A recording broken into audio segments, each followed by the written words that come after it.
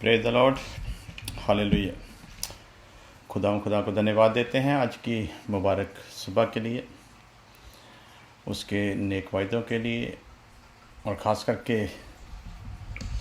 हम शुक्रगुजार हैं उसके आज के वचन के लिए जो उसने हमको दिया है, ताकि हम उसके वचन को सुने, सीखें, मन में रखें और उसी के मुताबिक अपने जीवन को चला सकें। सो आइए हम लोग वचन की तरफ बढ़ते हैं। हमारा आज का विषय है कि खुदावंद खुदा ने हमको सेवक ठहराया है। खुदावंद खुदा ने हमको सेवक ठहराया है, और एक सेवक की क्या क्या जिम्मेवारियां हैं, और एक सेवक होते हुए, एक सर्वेंट होते हुए हमें अपना कैसा नमूना देना है, एक सेवक का क्या काम होता है। इस सेवक को सर्वेंट के साथ साथ इंग्लिश में इसके लिए मिनिस्टर वर्ड भी इस्तेमाल किया गया है। हम तो मिनिस्टर नेताओं को समझते हैं ना, कि कोई बड़ा नेता है तो वो मिनिस्टर है। असल में मिनिस्टर है जनता का सेवक। उसी तरह मसीहत में जो प्रचारक या 5 किस्म की जो सेवकाई दी गई है, ये सभी मसीहत में खुदा की प्रजा में सेवक ठहराए गए हैं। और सेवक का काम होता है सेवा करना, सेवा करवाना नहीं। यदि कोई सेवक होते हुए सेवा करने की बजाय सेवा करवाता है, तो इसका सीधा सीधा मतलब है वो वचन के खिलाफ जा रहा है। और जो वचन के खिलाफ है उसको ये कोई हक नहीं कि वो खुदा के वचन को प्रचार करे, क्योंकि जिस वचन को प्रचार करना है, यदि सुनाने वाला उसी वचन के खिलाफ है, उसी वचन के खिलाफ काम कर रहा है, तो फिर उससे कोई हक नहीं कि वो वचन को सुनाए। क्योंकि वचन को सुनाने का हक उन्हीं को है जो इस वचन से जो कुछ सुनाते हैं, सिखाते हैं, समझाते हैं, उसके अनुसार वो चलने का भी यत्न करें। जैसा आप सब लोग जानते हैं, हम में से परफेक्ट कोई नहीं, हम में कामिल कोई भी नहीं, लेकिन इस बात से भी हम इनकार नहीं कर सकते कि हमें कामिल होने के लिए ही हमारे खुदावंद खुदा ने बुलाया है। दिन प्रतिदिन हम सिद्धता की तरफ बढ़ते जा रहे हैं, कामिलता की तरफ बढ़ते जा रहे हैं। अंश अंश करके हम अपने बुलाने वाले की सूरत पर बनते जा रहे हैं। अंश अंश करके अपने बुलाने वाले की सूरत पर वही बनेगा जो यत्न करेगा। पास्टर मदन लाल जी जैमसी की कह रहे हैं, पास्टर जी जैमसी की, खुदा आपको बहुत आशीष दे। सेवकाई के दस्तूर के मुताबिक एक सेवक की क्या जिम्मेवारी है। वचन में से ही हम रेफरेंस देखेंगे, और मैं चाहता हूं कि ज़्यादा वचन को ही हम लोग आगे रखें, अपनी बुद्धि को पीछे रखकर। देखते हैं 2 क्रंथियों का खत, उसका 4 अध्याय, उसकी 5 आयत। 2 Corinthians chapter 4 verse 5। क्योंकि हम अपने को नहीं। सबसे पहले एक सेवक ने क्या ध्यान देना है। सेवक जो पुलपट पर खड़ा है, वो पुलपट उसका नहीं। उस पुलपट पर खुदावंद खुदा ने उसे खड़ा किया है।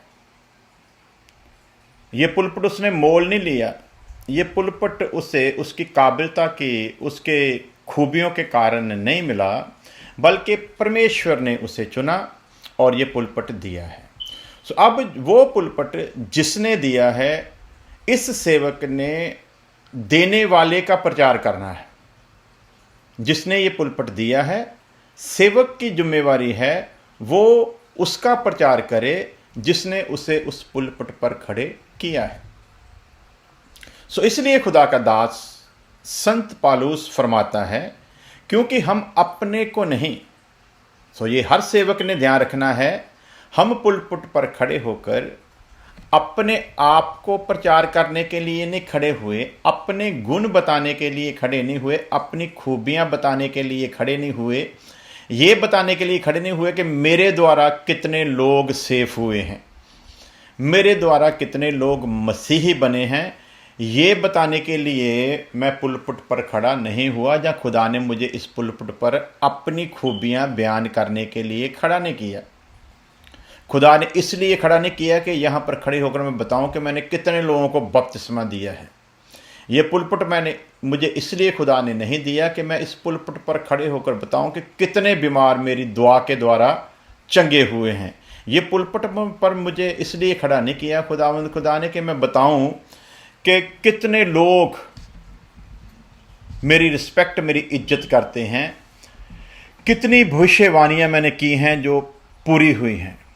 मेरी क्या औकात कि मैं कोई भविष्यवाणी करूं और वो पूरी हो जाए, यदि रूह मुझे उकसाए ना, और यदि रूह की इच्छा से मैं भविष्यवाणी करूं ना, तो मेरी क्या औकात। सो यदि कोई भविष्यवाणी रूह ने करवाई और वो पूरी हुई, वो मेरी भविष्यवाणी नहीं, भविष्यवाणी करवाने वाले की है। सो उसी को महिमा देने के लिए, उसी को इज्जत देने के लिए मुझे खुदा अपनी जगह पर खड़ा करता है, अपना ठहराया हुआ स्थान मुझे देता है कि यहाँ पर खड़े होकर तू मेरे गुणों को प्रचार कर, मेरी खूबियों का तू प्रचार कर। तो पुलपट पर खड़े होकर मैंने अपनी खूबियों का प्रचार नहीं करना, सेवक होते हुए मेरी ये जिम्मेवारी है। सो देखते हैं, इसलिए खुदा का दास कहता है क्योंकि हम अपने को नहीं, सो हर सेवक ये ध्यान रखे, हम अपने आप को प्रचार करने के लिए खड़े नहीं हुए। दूसरी बात, परंतु मसीह यीशु को प्रचार करते हैं। किसको? जिसने ये पुलपट दिया है, उसी को प्रचार करने के लिए हम लोग खड़े हुए हैं। आप लोग देखा होगा आज एडवर्टाइजमेंट का ज़माना है, तो अक्सर टीवी पर एडवर्टाइजमेंट आती हैं। कोई प्रोग्राम चल रहा होता है, उसको रोक रख कर उसके बीच में एडवर्टाइजमेंट आती हैं। तो अब एडवर्टाइजमेंट, मान लीजिए कि किसी कंपनी की एडवर्टाइजमेंट करने के लिए आपको बुलाया गया है, तो वहाँ पर आप अपनी खूबी को प्रचार नहीं करोगे। मान लो कोई हीरो है, वो किसी कंपनी की ऐड करने के लिए आया है, तो वो ये नहीं कहेगा कि मैं वो अमिताभ बच्चन हूँ जो पिछले 4 दशकों से या 5 दशकों से सुपरस्टार हूँ। आप लोग जानते हो मैं कितना बड़ा सुपरस्टार हूँ, आप लोगों को ये पता होना चाहिए। इसलिए जो एडवर्टाइजमेंट मैं करने जा रहा हूँ उस पर आपको ध्यान रखें कि यदि सुपरस्टार होते हुए मैं इसको इस्तेमाल करता हूँ तो फिर ये बिल्कुल सही चीज़ होगी। अब वो बेचारा जो आया है ना, बेशक वो सुपरस्टार हो, कुछ भी हो, उसको कंपनी ने हायर किया है अपनी ऐड करने के लिए। कंपनी ने उसे इसलिए नहीं बुलाया कि वो अपनी खूबियों को पेश करे, कंपनी ने अपनी ऐड करने के लिए उसे बुलाया है, और वो कंपनी की ऐड करेगा, अपनी खूबियों को बयान नहीं कर सकता, इसलिए उसे नहीं बुलाया गया है।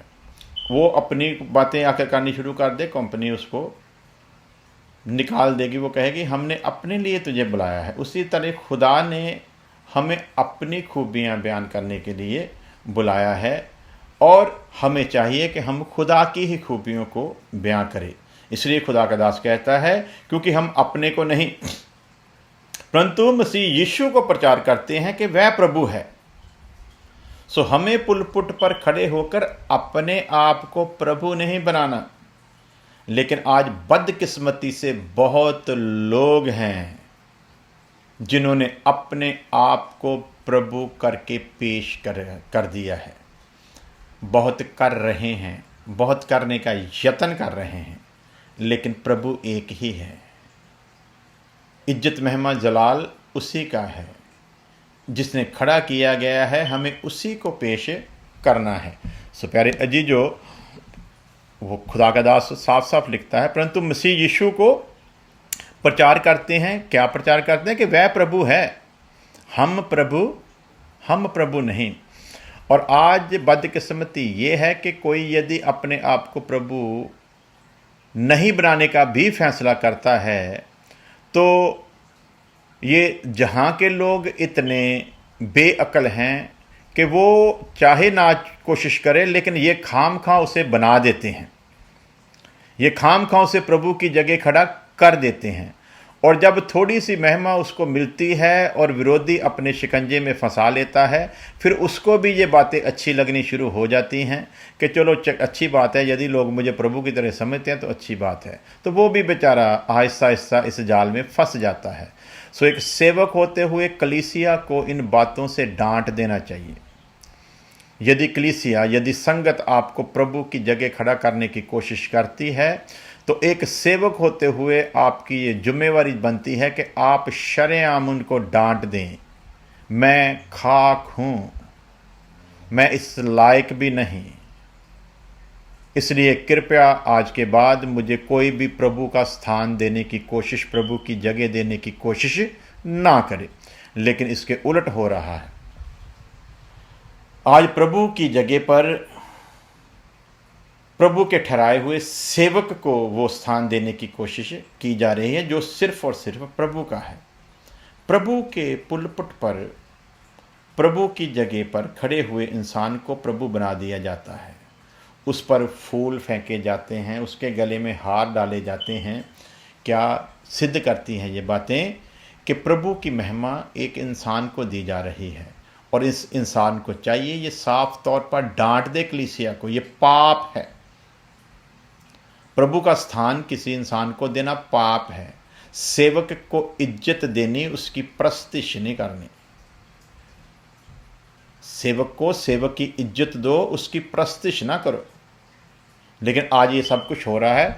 उस समय भी संत पालूस जैसे खुदा के दासों के साथ, सेवकों के साथ ये सब कुछ करने का यत्न किया गया, लेकिन वो आत्मा की अगुवाई से चलते थे, इसलिए वो समझ गए, इसलिए शुरू में ही उन्होंने डांट दिया, ये पखंड नहीं चलेगा।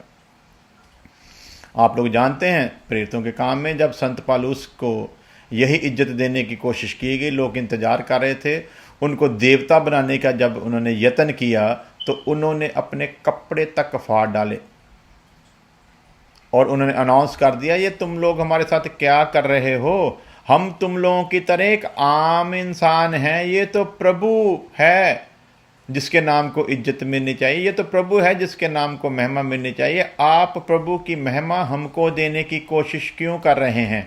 सो संत पालूस जैसे खुदा के अभिषिक्तों ने शुरू में ही डांट दिया, इसलिए फिर लोगों का हौसला नहीं बना कि वो दोबारा उनको प्रभु वाली महिमा दे सकें। सो प्यारे अजीजों, संत पालूस इन बातों को बार बार लोगों को ध्यान में लाने के लिए बताता है। क्योंकि पालूस जानता है प्रभु अपनी महिमा किसी को देता नहीं, वो समय पर प्रकट करता है, इसलिए प्रभु की महिमा प्रभु को ही मिलनी चाहिए। सो देखते हैं वचन के अनुसार कि परंतु मसीह यीशु को प्रचार करते हैं कि वह प्रभु है, और अपने विषय में ये कहते हैं कि हम यीशु के कारण तुम्हारे सेवक हैं। हमारी क्या औकात है कि हम किसी की सेवा कर सकें? हमारी क्या औकात है कि हम सेवा के काम को निभा सकें? हमारी क्या औकात है कि प्रभु की इच्छा के बिना हम उसके वचन को प्रचार भी कर सकें? इसलिए खुदा का दास लिखता है कि यीशु मसीह के कारण तुम्हारे सेवक हैं। ये तो उसने कृपा की कि हम उसके नाम को तुम लोगों के बीच प्रचार कर सकें। ये उसका अनुग्रह है। ये उसने कृपा की कि हम प्रार्थना करें और वो उस प्रार्थना को सुनकर उत्तर दे और आपके बीच अचंभा कर सके। ये उसकी कुदरत है, हमारा इसमें कोई सीन नहीं, हमारी कोई खूबी नहीं, हमारी कोई लियाकत नहीं है। एक सेवक को हर वक्त इस बात को ध्यान में रखना है। इसलिए खुदा का दास जिसने प्रभु यीशु को बपतिस्मा दिया, वो अपनी इच्छा को यूं प्रकट करता है कि मेरी यही इच्छा है कि वो बढ़े और मैं घटूं। जो अभिषिक्त हैं उनकी हमेशा यही कोशिश होगी कि वो घटें और प्रभु बढ़े।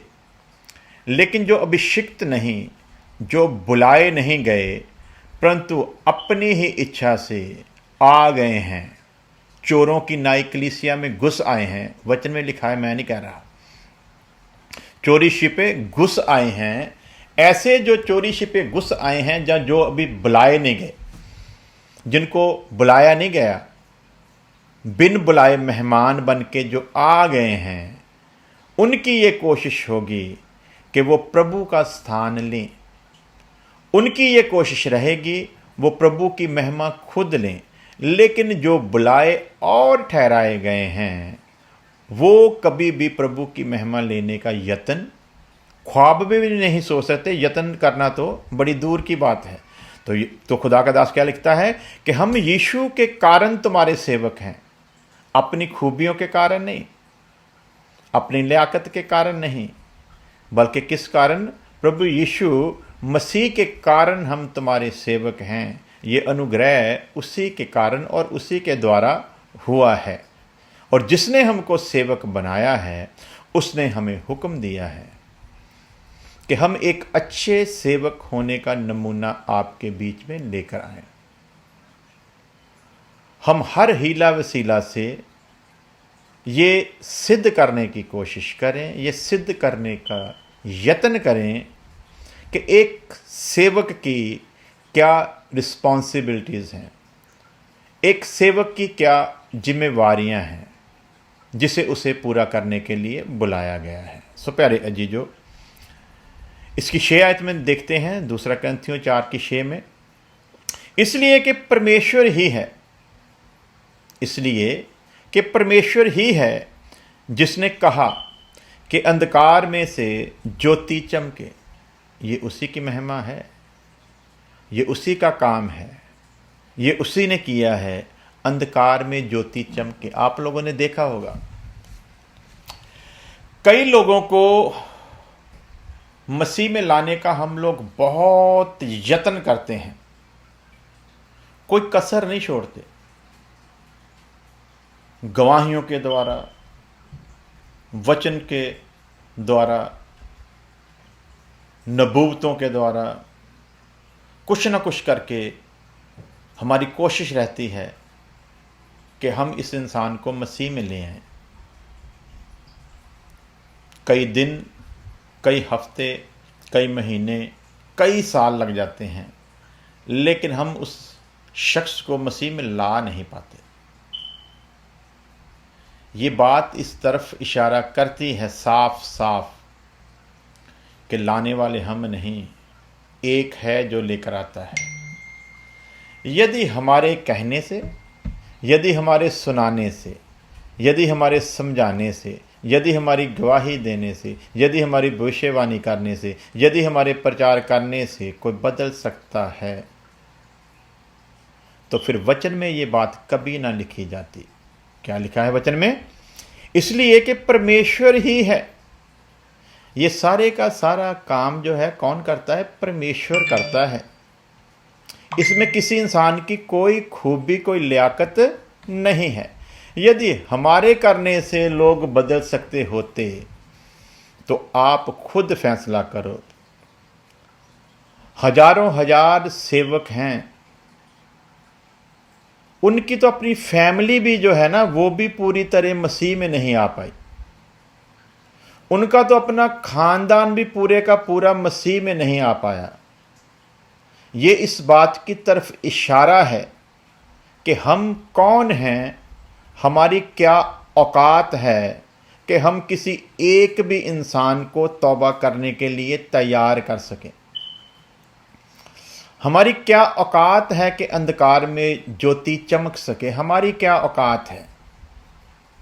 यदि हमारे वश में होता तो हम अपने पूरे इलाके को ही मसीह में ले आते। यदि हमारे वश में होता तो हमारी पूरी डिस्ट्रिक्ट को हम मसीह में ले आते। यदि हमारे वश में होता हम अपने सूबे को, अपनी स्टेट को मसीह में ले आते। हम तो अपने पड़ोसी को नहीं ला पाए। हम अपने पड़ोसी को नहीं ला पाए दूसरों की तो बात छोड़ दो, लेकिन फिर इसके पास बहुत सारे बहाने होते हैं। नबी अपने इलाके में इज्जत नहीं पाता। तो जिन सेवकों के आस पड़ोस वाले चेंज हो गए हैं, उनके बारे में फिर आप क्या कहोगे? क्योंकि हमको बहाने चाहिए ना, अपने आप को सच्चा ठहराने के लिए बहाने। हमें अपने आप को सच्चा ठहराने के लिए खुदा ने अपनी जगह पर खड़ा नहीं किया, बल्कि वो सच्चा ठहरे इसलिए हमको खड़े किया है। इसलिए खुदा का दास लिखता है, इसलिए कि परमेश्वर ही है, उसी ने ये सारा काम किया है, उसी की इज्जत हो, उसी को महिमा मिले, हमें नहीं। इसलिए कि परमेश्वर ही है जिसने कहा, उसी ने कहा कि अंधकार में ज्योति चमके। यदि वो ना कहे तो इस अंधकार में जीवन में कभी ज्योति चमक ही नहीं सकती। कितने सेवक हैं जिनकी खुद की पत्नी अभी तक मसीह में नहीं चल पाई। वो सेवा किए जा रहे हैं, लेकिन पत्नी में नए जन्म का काम नहीं हो पाया। कितने सेवक हैं जिनके बच्चों में नए जन्म का काम नहीं हो पाया। कितने सेवक हैं जिनके माँ बाप के जीवन में आज तक नए जन्म का काम नहीं हो पाया।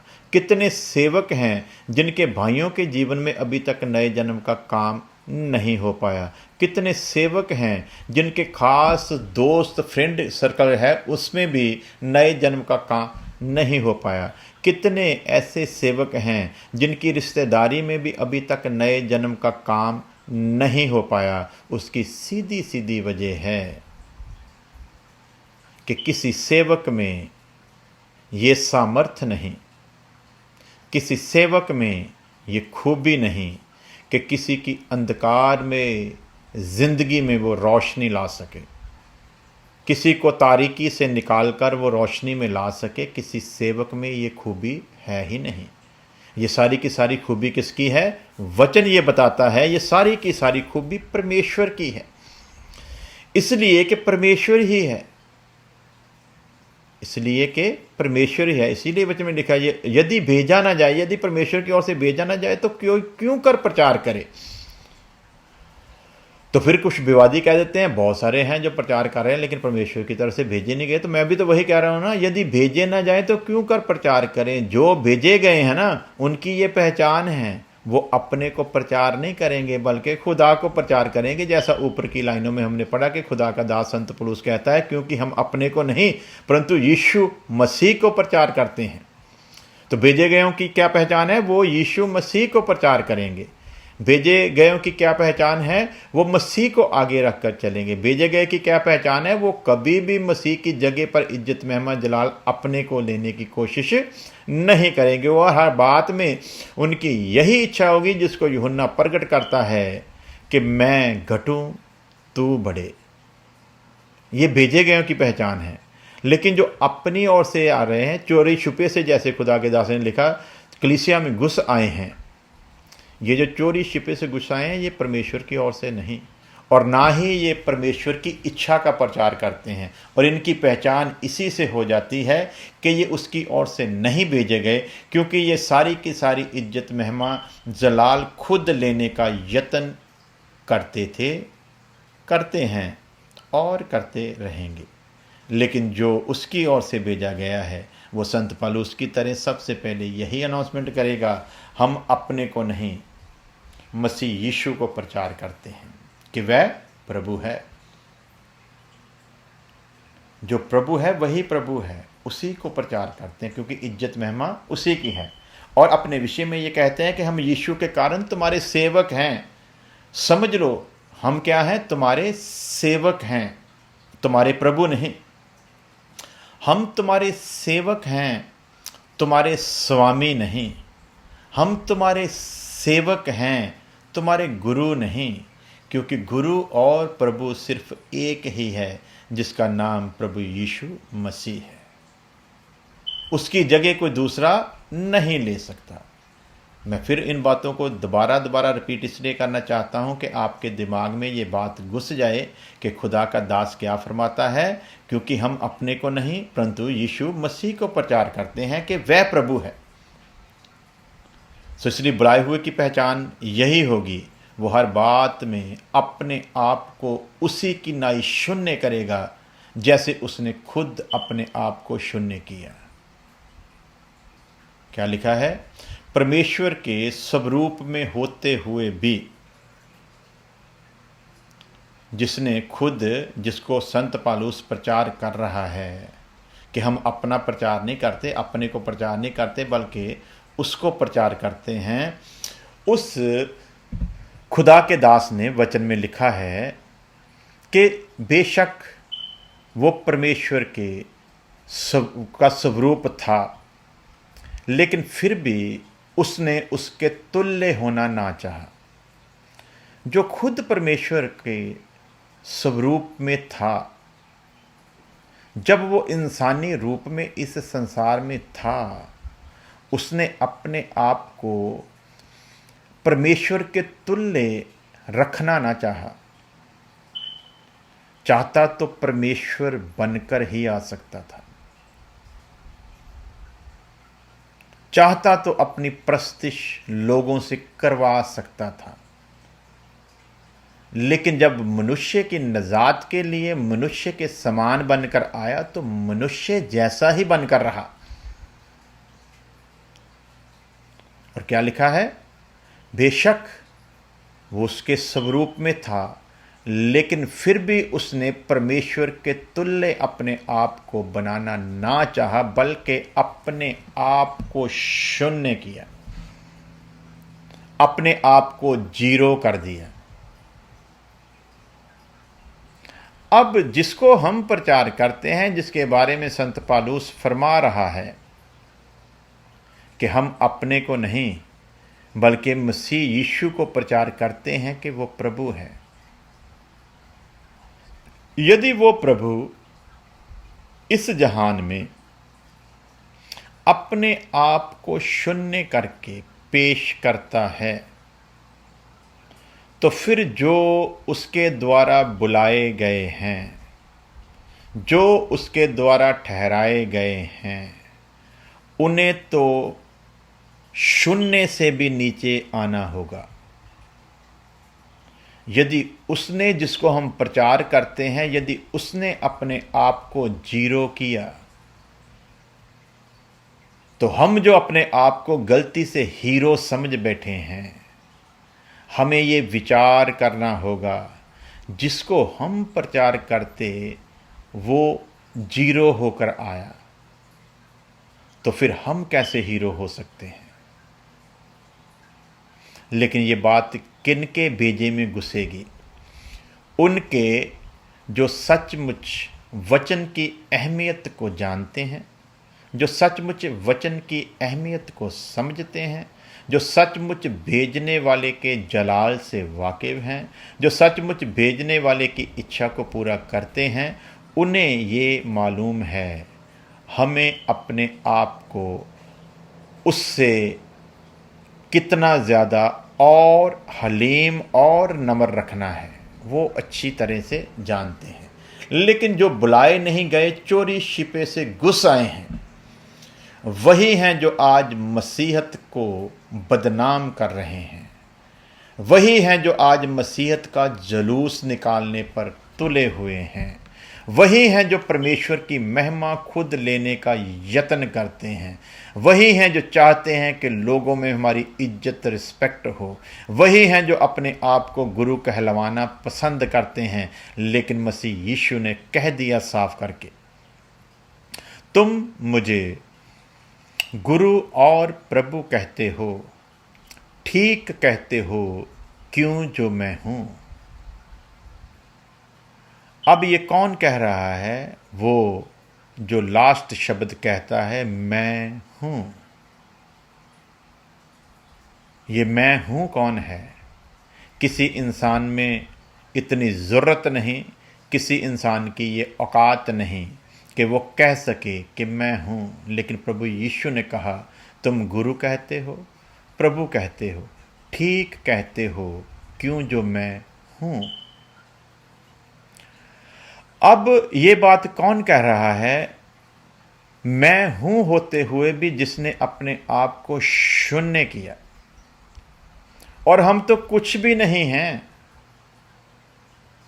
हम कुछ भी नहीं। जो सब कुछ था उसने अपने आप को हमारे लिए जीरो किया, और हम जो कुछ भी नहीं अपने आप को दिन रात हीरो बनाने के यत्न में लगे हुए हैं।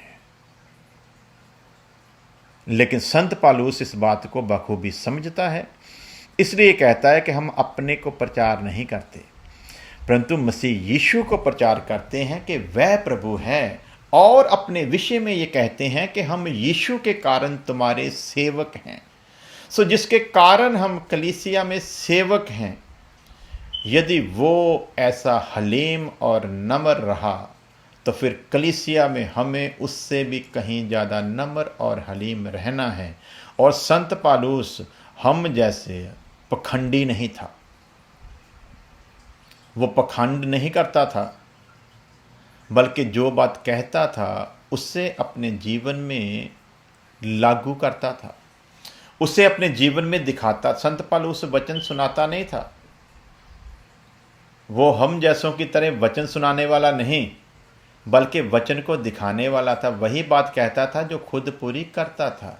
इसलिए लिखता है, हम अपने आप को प्रचार नहीं करते, बल्कि किसको? यीशु मसीह को प्रचार करते हैं कि वह प्रभु है, और उसी के फजल से हम कलीसिया में सेवक हैं। इसलिए कि परमेश्वर ही है जिसने कहा कि अंधकार में से ज्योति चमके।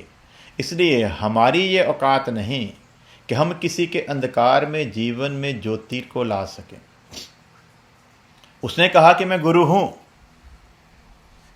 तुम ठीक कहते हो क्योंकि मैं गुरु हूं। सिर्फ गुरु ही नहीं बल्कि मैं प्रभु भी हूं।